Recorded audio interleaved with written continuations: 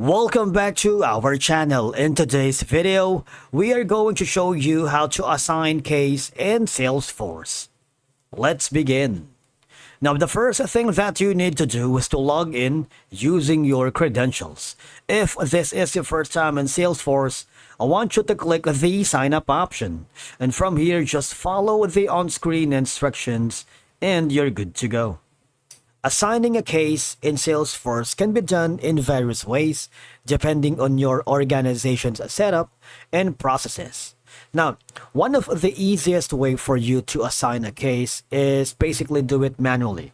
For you to be able to do that, I want you to hover to the upper right corner where you can see the question mark icon, and that's going to be the Salesforce help.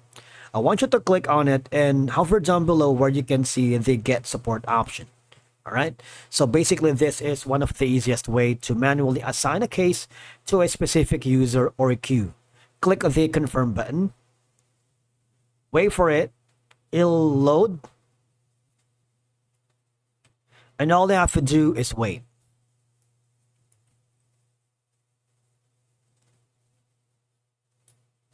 Now once it's loaded, as you can see, there's going to be an option that says create a case. You can submit a case and your support expert will get back to you soon. I want you to click on it, and there's going to be a new window here that requires for you to put the subject and of course the description of the problem that you encounter. For example, this one. Now, you see there's going to be an option here that says collaborators. You can add a case collaborator, allows other people to keep update with this case. They will receive notifications in this specific issue, as well as the ability to add case comments and file attachments. Now here, you can upload certain files, for example, like a screenshot of the issues that you're encountering, or even drop files that is supplemental for the case issue.